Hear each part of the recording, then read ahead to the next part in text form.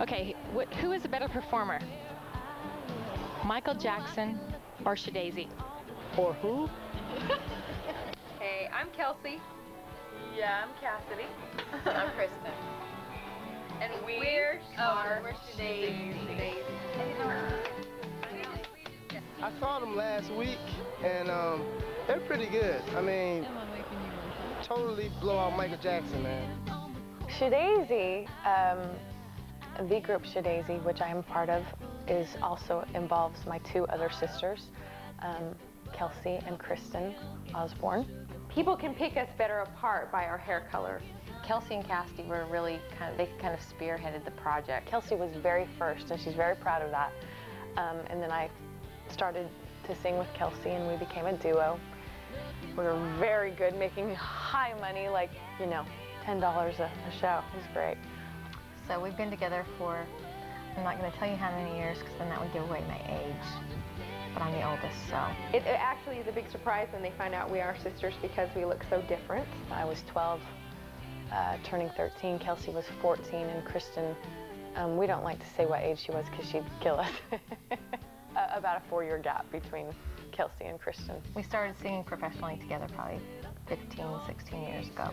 We went through the whole family name, the Osbornes and the Osborne sisters, and there was a lot of confusion with that, being from Utah, so we decided to change our name, and we were the Violets for a very short period of time. We started as kids, so I mean, we were performing at things like, oh gosh, retirement homes and church functions, and anybody that would actually let us sing, we probably would have paid people to let us sing. Kristen, Kelsey, and myself, we all have 3 very distinct personalities. Thank the dear Lord. When I need company, I call on you to see about me. I want to walk about it, talk about, tell all the world about, tell all the world about, oh, tell the world about you. Tell the world about you. Kelsey is really very much a nurturing kind of person that takes care of all of us and keeps us fed, keeps us with somewhere warm to sleep when Cassie and I are homeless. But she's very consistent. She's very motherly, very nurturing. She's a good sister. They're both great sisters with great qualities. But Kelsey is she takes good care of Kristen and myself. Cassidy is the baby of the 3 of us, and although everyone tells her she looks the eldest, she hates that. But she's very fun-loving, she's very witty, and has a great sense of humor. Cassidy is, I mean, she's really an important part of what we do. She's the recognizable lead vocalist. And, but outside of that, you know, she's always been kind of a free spirit. I enjoy having fun. I laugh probably way too much. I joke around probably way too much. But that's so much of my personality, and I was the baby for 6 years until my little brother was born, so that might have a lot to do with it. Kristen is the eldest of the 3 of us, and I think it's her birthright to be controlling, and she'll tell you that she's controlling. I am more of a kind of behind-the-scenes kind of person. I like to deal with the business side of stuff. I like to deal with, oddly enough, when you deal with business, you don't typically like to deal with the creative, but I like to deal with the, you know, creation of the songs and the studio, and I think I'm better at all those kinds of things. She's very business-driven. She's got such a great work ethic and very responsible. But she tends to live on the edge sometimes. She's more experimental. The great part about working with my sisters is the companionship and the camaraderie you have, and really there are only 2 other people that can understand truly what I'm experiencing at any given time, and that's the other 2 girls in the group, and those are my sisters. So what do Hank Williams Sr., Keith Whitley, and Vince Gill all have in common? You're going to get to be a part of memories that they gave us on video. Today, Bill Cody. When you have the right equipment, getting projects done fast is a breeze, especially with the Husky Easy Air Compressor, only from the Home Depot.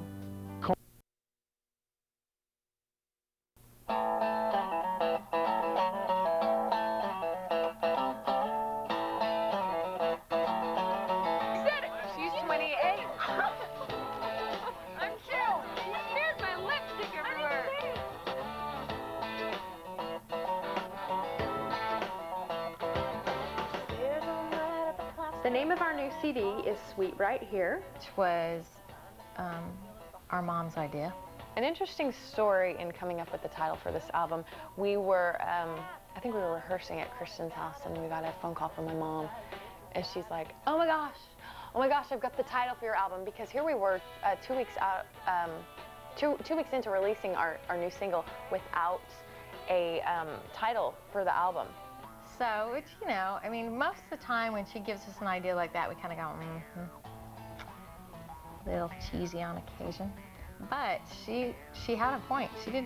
We were really impressed with her instinct, and it felt good. It felt like the right thing. So we went with it from that. We have 12 amazing songs on the new record. And I could honestly not tell you which one is my favorite because I love too many of them.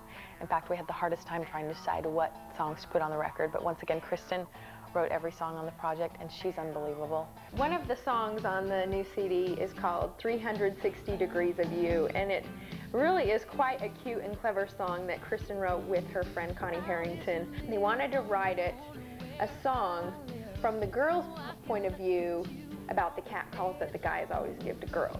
So why can't the girls do the same for the guys? And it is such a fun song to sing, and it just brings a smile to your face when you sing it because it's so funny. There is a song on this new record that I absolutely love. I remember the first time I heard it when Kristen had written it and she played it for us. I just bawled. I could not stop crying. And I went home and I kept crying. I was like all day long crying. And I thought, how in the world am I going to be able to sing this song? It was way too close to home, but so beautiful, so beautiful. It is one of my favorites because it was so real for me, probably more real than any other song we've ever recorded. It's called Without a Sound. The song that I feel like that maybe exceeded our expectations, maybe not even exceeded our expectations, but it was a cool song when we heard the demo, but it was like wow when we were able to cut the track, is a song called Passenger Seat. And just that title's pretty cool, but it's kind of the idea of what your view is from the other side instead of being in the driver's seat. And I really love the music on that. The track turned out great. Passenger Seat was probably one of the first songs that was written for the project once we made a decision to make another record.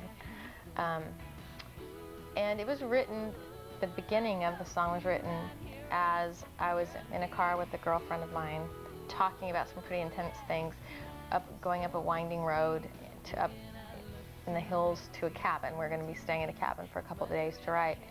And it felt like a driving song. It felt, in fact, probably the feel of the song was conceived in that car as we were heading up to the cabin. We had several interesting experiences as we were shooting Passenger Seat, the video of Passenger Seat. Number one, it was very bitter cold, windy, we were in the mountains in the canyon in California. Well, there are a couple of funny parts in the video that, especially one that Cassidy and I like to tease Kristen about, and that was her big kissing moment on camera. It was the first time that any of us have interacted with other characters that we've actually played with. That did not sound very good. You know what? So we got to make fun of Kristen while she was having her big kissing debut. Her coming out, she likes to call it. I gotta tell you, it was really uncomfortable. I don't know that I will ever do that again. So, I was thinking it was gonna be really easy, you know. I thought, well, I can act. There's just something about kissing somebody in front of like a crew of 30 people when it's freezing cold and your sister's in the background going, come on, hooker, you know. You know, it really wasn't romantic. See how cute that is? Right there. See how you're just poking your head out? Dean, come forward a little bit more so that you're turning around to kiss her a little. Yeah, turn the side, right there. Rolling out. Rolling. Good. Good and sweet. Drifting down the body. Getting you. Kissing. Doing a kiss. That looked really cute. That was sweet. I know. I'm proud of her. Good job, hooker. Your seat? Honk, honk. Oh my gosh. The story about that Volkswagen is that the producer was driving on an LA freeway. That's right, and he saw the van. Saw it on the freeway, Waved and the guy flagged the guy down, and the Yeah. guy thought he was crazy. Right there. See, I have spit come from my mouth right there. I hated that part. I tried to get them to change it. You had a lot of bodily function things going on, right? Yeah. And the funniest thing is that guy on the chair, he was in the car, stuck to it. He came with the car. Ben! Ben, can you hear me? I love you! You're a reader. Oh, and there's my underwear. But, Oh. Ow. See some tan hands, his muddy river hair. You see his little smirk on his face to like mama. Elvis or something? Look at him. Maybe. This is the best part. Oh. Yes. Lip in the movie. Why'd you bite your lip there? Because I was getting hungry. She wants to get some. I'm getting me. Gotta get me some. I like this song. Did he have, did he have good breath? Oh, it was great. And when he was kissing me, he, oh. And when we were making out, oh. Hey, we're on mine. You still We're like dealing that? with mine now. Oh, there he is. Guys. And the funny thing is, none of those guys really rode motorcycles. Miles away, sitting next to him. Miles away, sitting next to him. Right Here. No, we thought We're on ice face is turning to ice frozen. No, but we're on a trailer. We're not really driving a motorcycle. Professional dirt bikers, is that right? Yep. They compete. So These they're guys just look good professional. on motorcycles. No, actually, there was a trailer that pulled you Does your guys. contacts feel like they wanted to pop out of your eyes? Right here, when you hold up your Everyone arm, wonders. what do you have in your hand when you're driving on the road? Nothing. I was going like this. It looks She's like you were holding holding like a drink. But everyone asks right here, who was driving the car? What? See, I'm driving right there, people. So I was concentrating too hard on driving that stick shift car, and I don't drive stick You shift. sucked at that. I know. Oh my That's gosh, why I I was scared. I thought I was gonna die. Well, look at these beauty shots right there. Oh my gosh. Okay. I feel it building. This building, the tension, the scene. sexual tension is building No. between, No. oh, is he gonna kiss me? Is he gonna kiss me? Oh, no! Oh. No. And there's the little person. Here it Here it is. is. Here's the real one. Okay. Ready? Shabam!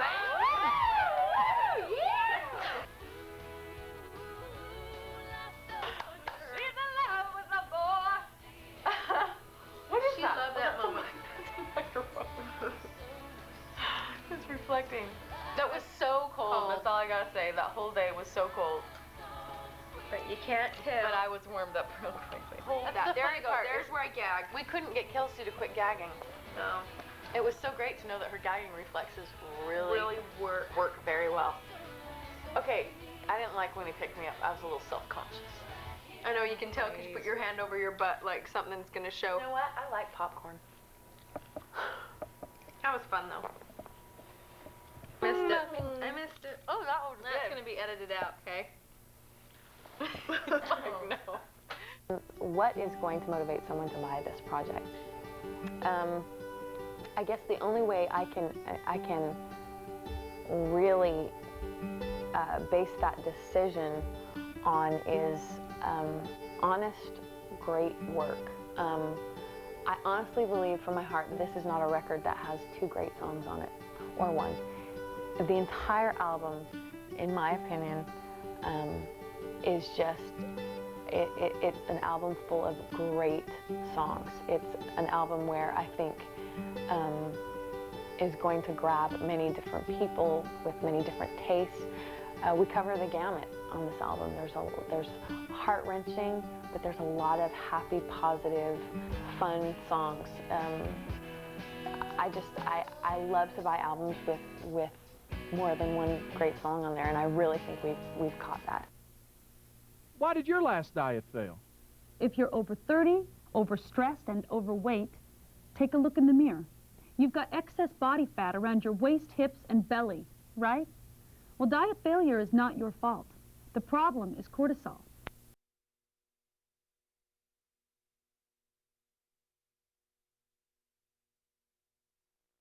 Now.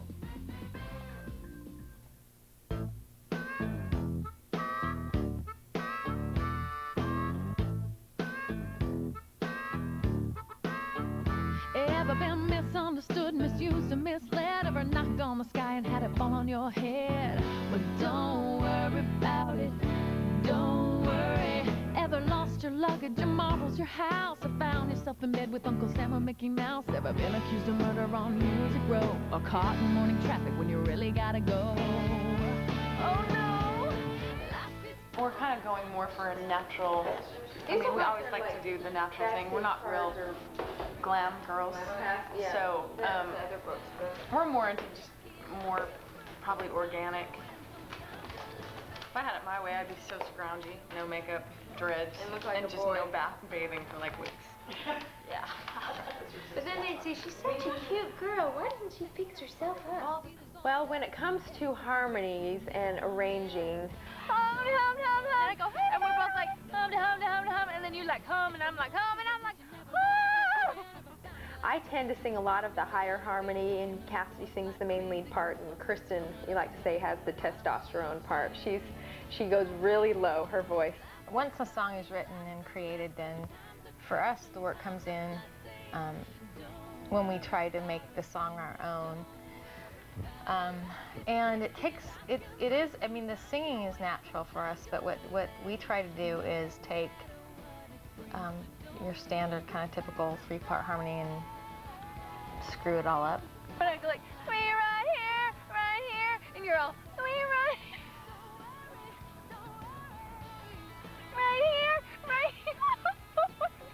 Cassidy will pretty much have the lead melody learned. It's a process. We'll sit down and our voices are so much like instruments. We obviously we're very vocal driven, very harmony driven, and so we really concentrate on our vocals like instruments with a lot of layering and overlapping. This verse song, I started crying when Jason and I were ready. I couldn't even get through it. It's so visual. That's the thing. It's so visual. It's very metaphoric. Be my man. Yeah. So I'm just like, one of y'all held it. Be a man, be my man. It's him to shoot a basic third. So be a man, be my man, be my man, be my man. So you ready? Okay, 3-part. So you want to go? 2-part on the first one. 3 on the second? Yeah. What did you do? I'm gonna be absent. Second, first one. Be a man. You go, Steve. On this record, though, I think we simplified everything a little bit more than we typically do, and I think that was a challenge for us in and of itself, because we're not used to just kind of going, okay, what is the most natural sound to come up with? Typically, we go, what's the most unnatural thing to harmony to come up with? How do you counter harmony, you know, this melody? And but what we did was we allowed ourselves to go, what's natural for this song? And what does the song call for? And so I think that was a challenge. As simple as it may sound sonically, I think that was hard for us to be able to cut things down and just go, okay, we can have 3-part harmony here, and it's okay to not complicate it. I think our role as co-producers on Knock on the Sky was, I think that was really, we're deeply embedded in that project. So I think all we're doing this time is we're more comfortable maybe in our role, because the last album was our first, try on, working with Dan in that capacity. So I think everybody's just more relaxed and laid back about it, and we really don't have anything to lose. It's like, no pressure. Everybody's comfortable, and we're comfortable saying what we want to say.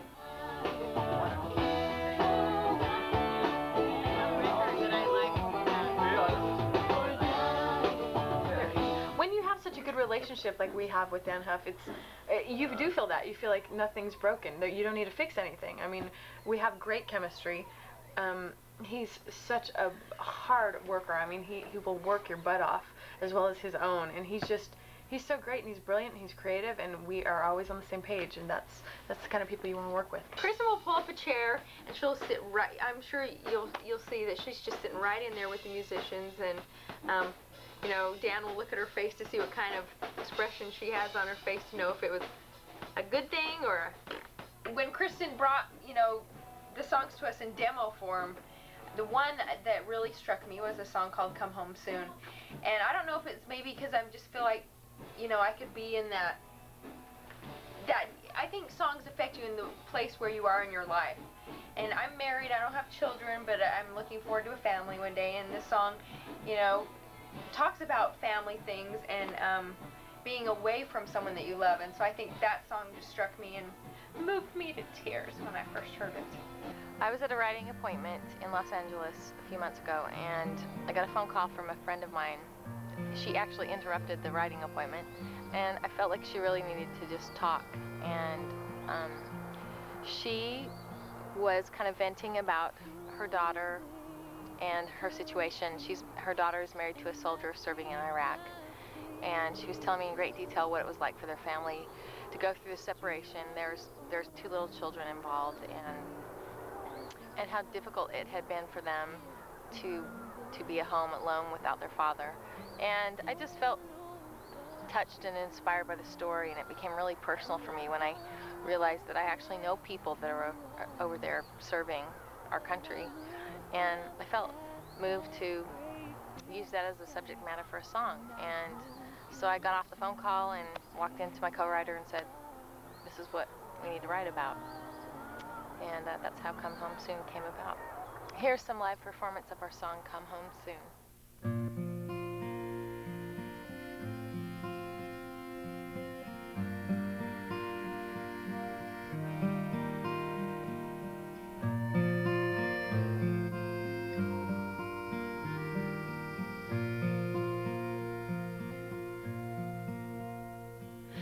Put away the groceries and I take my daily bread. I dream of your arms around me as I tuck the kids in bed. I don't know what you're doing, and I don't know where you are, but I look up at that great big sky, and I hope you're wishing on that same bright star. I wonder, I pray, and I sleep alone, I cry alone, and it's so hard living here on my own. So please come home soon. Come home soon. I know that we're together, even though we're far apart, and I wear our lucky penny round my neck, pressed to my heart. And I wonder, I pray, I sleep alone, I cry alone, and it's so hard living here on my own. So please come home soon.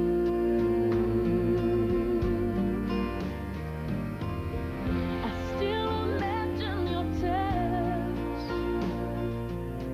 It's beautiful missing something that much, but sometimes love needs a fighting chance. So I'll wait my turn until it's our turn to dance. I wonder, I pray, I sleep alone, I cry alone. Without you, this house is not a home. So please come on. I walk alone, I try alone, and I'll wait for you. Don't wanna die alone. So please come home soon.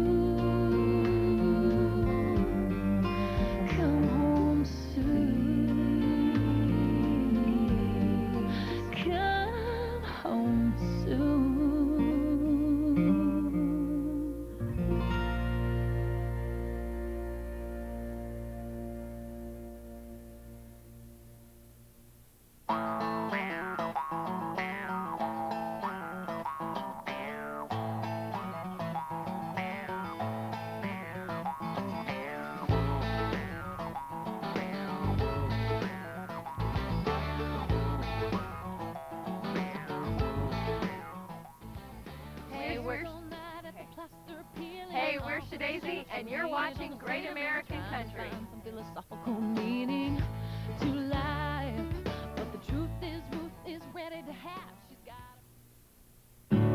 This has been a presentation of Jones Media Network.